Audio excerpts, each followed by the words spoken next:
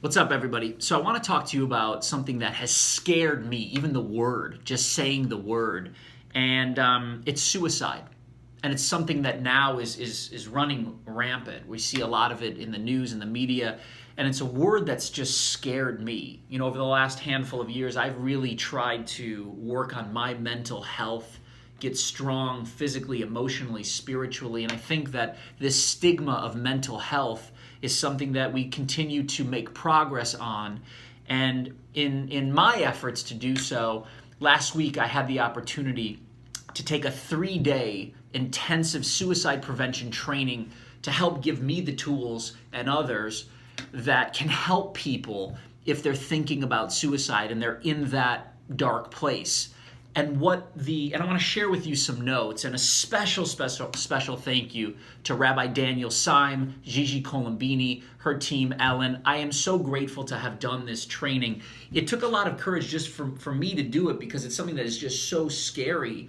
But I'm so excited and empowered now to share this with you. And maybe there's one person out there that's listening that needs this. Maybe you hear this and you get a little nugget that you can save a life. I mean, I get chills. It's been said, if you save one life, it's like we've saved them all. So the biggest headline theme that I took out of this training is that if you think you should ask the question, ask the question. If you see the red flags, the depression, the anxiety, the severe worry, people talking about death, giving away possessions, if you think you should ask the question, ask the question. That was my biggest fear. I didn't even want to ask the question because, how do I even deal with this? Here's the headline, and this is what can bring you some relief, is that if somebody that you know starts to talk about these things, and again, you think you should ask it, ask the question, are you suicidal? Because what that does is give them permission to talk about it. The biggest thing I can give to you, and then I'm going to give you some of the highlights and nuggets, give the gift of letting this person be heard. Give the gift of letting them be heard. Feel them. Be an active listener.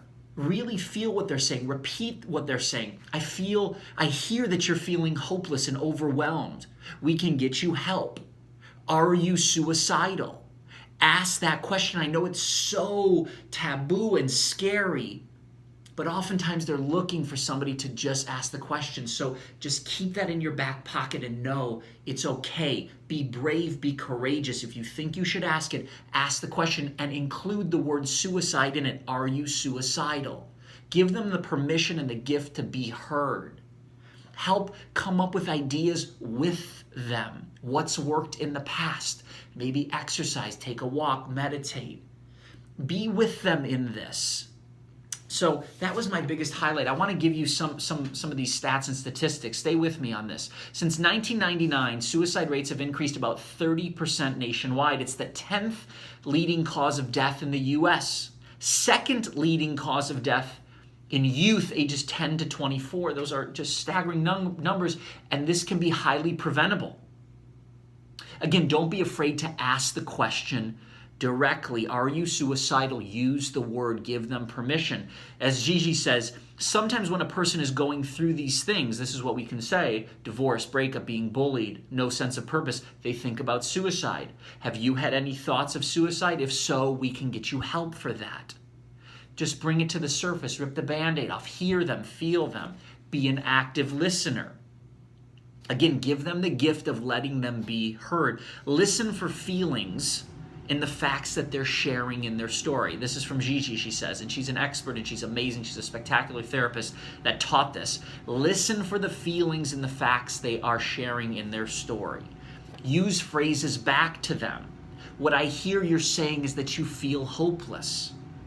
I can hear that you're feeling. Use their words back to them. Honor their words. That's so powerful. Identify the feeling and the source. Provide a safe atmosphere and listen without judgment. And there may be limited time. This is interesting. 47% of people who nearly died in a suicide attempt said less than an hour elapsed when deciding on suicide and making the attempt. More importantly, 90% of those who had a serious suicide attempt don't go on to die by suicide. This is what Gigi says. They just want a way out of pain. I get chills. This is real. They just want a way out of pain. Suicide, she says, isn't really about dying. Hear this. Suicide isn't really about dying. It's about stopping pain and feeling hopeless that anything else can stop it. Even if they haven't tried many things, pain makes it difficult to think of things that might be helpful. You can help them by being an active listener to their pain and story. Just by listening, we can help. That's so powerful. Problem solve with them, not for them. Ask them what's worked in the past when they've gotten in these dark situations, what's gotten them through. Let them hear themselves help solve it. And if there are guns or medications in the house, ask them. Get them removed.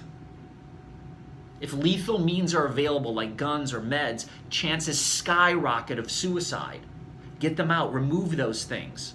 Guns are used most to die by suicide.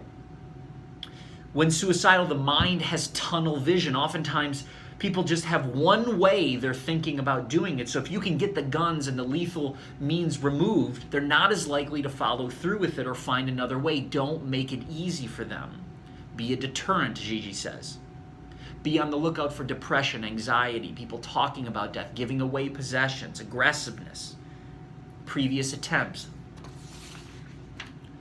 Again, get resourceful with them. What have they done in the past when they have had a hard time? What's gotten them through it? Problem solve with them.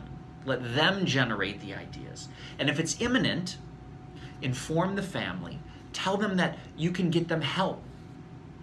And here's the National Suicide Hotline. Take this down.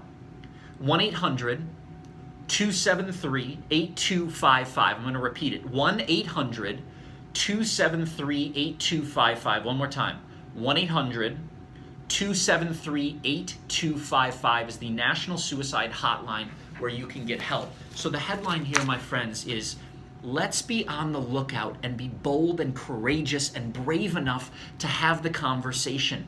You know what? It may be a little awkward, but say to them if you feel like you should, are you suicidal? If so, we can get you help.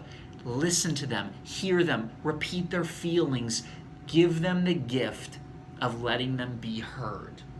A huge special thank you to Gigi Colombini and her team. Ellen, I love you guys. I appreciate you guys. Rabbi Daniel Syme, that his work that he's doing with A Single Soul. I'm grateful for you guys. I hope that I never have to use this information, but I'm empowered to have it.